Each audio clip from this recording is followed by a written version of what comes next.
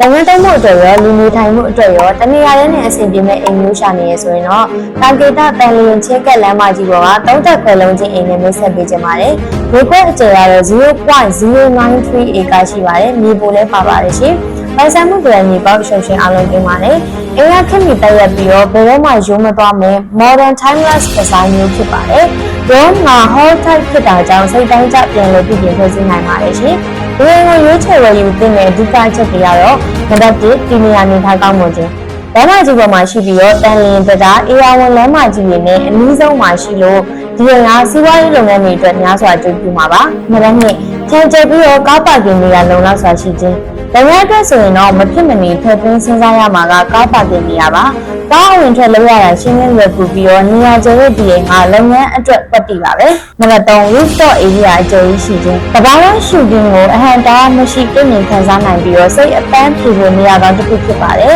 ။မြေနေရာကျဝန်းကန့်သက်ချက်ရှိတဲ့မြို့ပြအိမ်တွေမှာကောင်းကင်ဘဝခြံဝန်းလေးလိုခံစားရစီမှာပါ။နောက်ဆုံးတစ်ချက်ကတော့လက်ဆောင်3နိုင်စွာနေမှာခြင်းဖြစ်ပါတယ်။ကျောင်းရုံးလုပ်ငန်းသုံးမလားလူနေမလားရှိုးရုံးဖွင့်မလားတနေရာလေးနဲ့အဆင်ပြေမဲ့အိမ်မျိုးဖြစ်ပါရဲ့ရှင်လက်ရှိဒီရင်ရဲ့ဈေးနှုန်းကိုတော့3,900ခေါ်ထားပြီးတော့ကျမတို့ဆိုဆိုင်လင်းအင်ချန်မီကျိုးဆောင်ကုမ္ပဏီကပိုင်ရှင်တိုက်ရိုက်ညှိနှိုင်းရောက်ချပေးပေါင်းမှာဖြစ်ပါရဲ့ရှင်စိတ်ဝင်စားရဆိုလို့ရှိရင်တော့300 450 450 9ခုနဲ့300 90 60 940တို့ကိုတိုက်ရိုက်ဆက်သွယ်ဆောင်ရွက်မြင်နိုင်ပါပြီရှင်အကျိုးတူလည်းရပါတယ်